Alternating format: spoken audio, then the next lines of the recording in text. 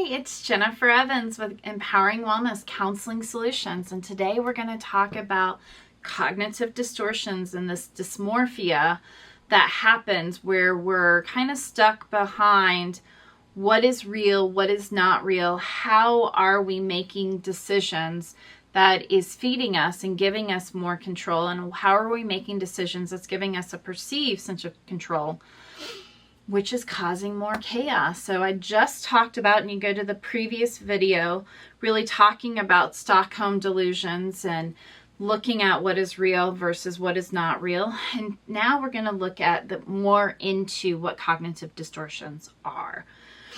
So key aspects to this kind of misunderstanding is really connecting to cognitive distortions, which really filter our mind from collecting valid data points and actually begin to start collecting invalid data points. So we think that what we're basing our decisions on is on fact, but those facts are not real facts. Those facts are actually perceptions that we are notating and labeling as fact.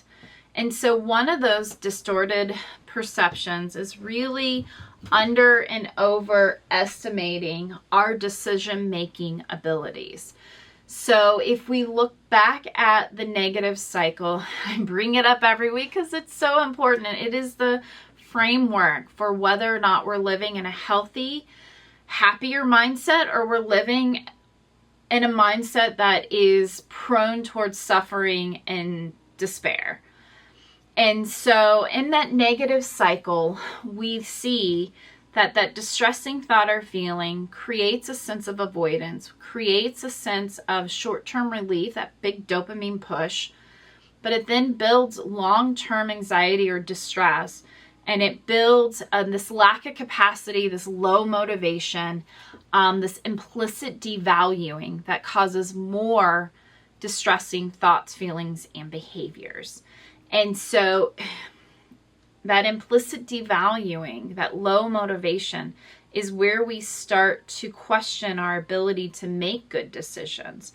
And if we already know that we're going to make a bad decision, then we start getting into what's called external locus of control. An external locus of control means that it doesn't matter what our decision is. It doesn't matter what we do, because the world is just going to happen and things will just happen and we can just bump into it.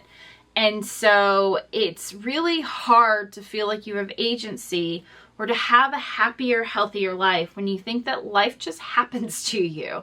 And so we want to build a sense of internal locus of control. So having that distorted perception really feeds a lot of patterns that keep us reinforced in the negative cycle. We can also use that same idea, that perception, and magnify all the negative outcomes. So all we see is everything that could go wrong.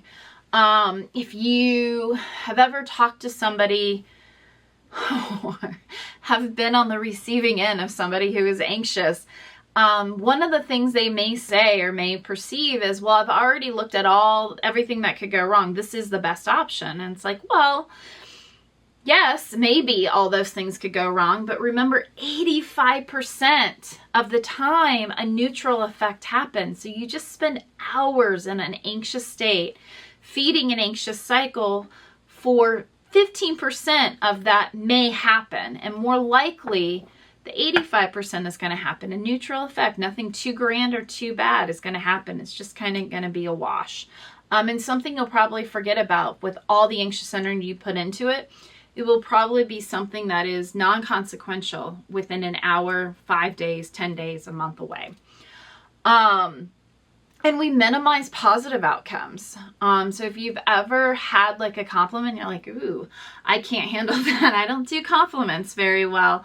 That's minimizing the positive outcomes. It's not really allowing ourselves to engage in the good things that we do. We rather have these external validations, but we never really want to internally validate ourselves, internally create a sense of value with those positive outcomes. It's always something else that's happening and not us. And that's where perfectionism comes in, this perception that we can be perfect, which is not a real perception to have. It's an unrealistic expectation, and life is not perfect. And then that again, really looking at every negative thing that could happen, this rumination of all the past events and seeing it through the negative bias. And then going back into that sense of avoidance. All of this will get us into avoidance, which gets us into cognitive distortions like black and white thinking. So we see it as all or nothing and nothing in between.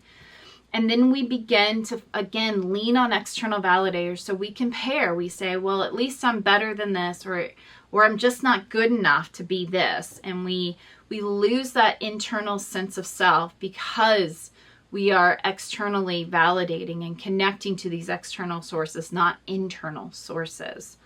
And then, we try to do this emotional reasoning. We are creating all of these invalid data points, and then we make a decision based on the invalid data points, which is anxiously driven, which is negative, which is emotionally driven, instead of finding the logic and really challenging what the logical data, actual valid data points are. And, these things lead to a lot of different experiences. This is how we get low self-esteem and limited confidence. This is how we get into that external locus of control, how we really don't want to make any decisions, how we get into people-pleasing behaviors. We get into that decision analysis paralysis, the procrastination. It leads to more stress and more anxiety. It's hard for us to be in a leadership role. We find ourselves just kind of following along and then getting really annoyed by the decisions being made, but we're not willing to make those decisions. And it allows us to have our past really occupying what our present is. So we're missing a lot by not staying present and allowing our past to occupy that present space. So a lot happening there. And when we start to feel frustrated, when we feel like helpless or hopeless, it's probably because we're in these states where we are just constantly building negative narratives and building into these negative cycles because we're leading on invalid data points. So you can look at the is this real or perceived, which is my last video right before this one. Look more at cognitive distortions. I've done cognitive distortions in the past that kind of went into exactly what all the cognitive distortions were. And you can look at the negative narrative or the, saying goodbye to bad brain video. All of these will help to expand on what we're talking about today. And as always, you have my book, Saying Goodbye to Bad Brain, which explains all of this in here and why we get ourselves into these negative narratives and what those gears look like. Thank you so much. And always, please like and subscribe. My name is Jennifer Evans with Empowering Wellness Counseling Solutions. Hi, it's Jennifer Evans with Empowering Wellness. I hope you like this video. And if you do, please go and like, share, and comment below. I am really passionate about, helping people live a happier and healthier life. And I really do believe that our mind is the secret, the way in which we can get into a better place. If we can just understand, be present, and understand what our mind is doing. There's no judgment, there's no shame. The mind is just acting like an organ and trying to find survival. So I do appreciate your time watching my videos. I do hope that you will subscribe to my page, get some exclusive content. Go to my website, Counseling Wellness Solutions, to look at all of the variety of things that I have to offer. I really like the idea of being able to offer a variety of supports, from these free videos to newsletters to subscriptions where you get monthly challenges and accountability partners and learn a lot more about what your brain is doing and why you act and react and why people act and react the way that they do. I have self-help books. I've got a workbook coming out later this month, or actually next month in September, that I hope that you'll enjoy, that will walk you through and build a framework to happiness and success.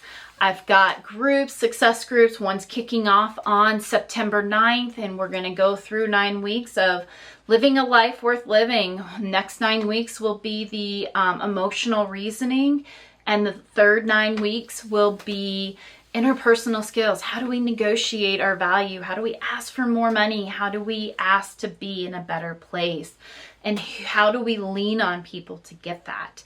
And then I have my individual therapy and coaching. So if you're wanting a more specific support, I'm here for that as well. So as well as my boutique retreats where it's just 3 people, me, you, and 2 others, looking at how we build this sense of accountability, how we really interject in our lives, what is causing us despair, and how do we break through it in an intensive 3-day retreat. So go and like my page, put some comments down, start that accountability, look at my website. Thank you so much for supporting me. I look forward to helping you in any way that I can. Thank you so much.